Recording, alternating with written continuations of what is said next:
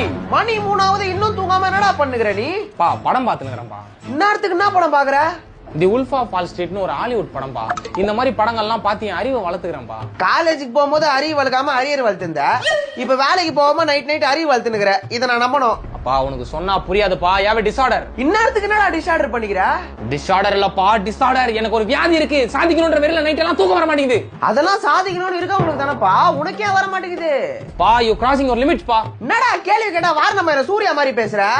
ஆனா நான் அவங்க அப்பா மாதிரி இல்ல, தெரியும்ல. குனிய வச்சு நடுமுதுகுல ஒண்ணு வச்சேன், 3 மாசத்துக்கு மூச்சு விட மாட்டே நீ. பா நோப்பா சில். Limit cross பண்றேனா? உனக்கு கொடுத்த லிமிட்லாம் எப்பயோ முடிஞ்சிச்சு. பெத்த கடமைக்கு காலேஜ் முடிச்ச அப்புறமா 2 வருஷம் சோறு போட்டுக்கிறேன்.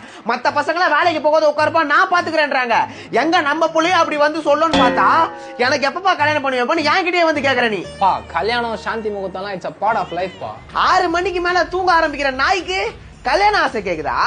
காலையில கண்ணு முழிச்சு பாப்பேன், நீங்க இருக்க கூடாது. ஒழுங்கா வேலை வெட்டிய தேடுற வழிய பாக்குற. அதையோ மீறி நீங்க இருந்த அப்புறம் நீ கண்ணு முழிக்க மாட்ட.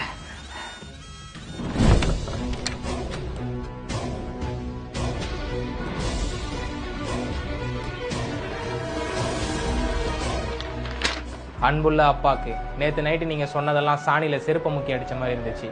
சீக்கிரமே உங்களை உட்கார வச்சு சோறு போடுறேன்ப்பா. இப்படிக்கு உங்கள் அன்பு மகன் ஹரிஹரன்.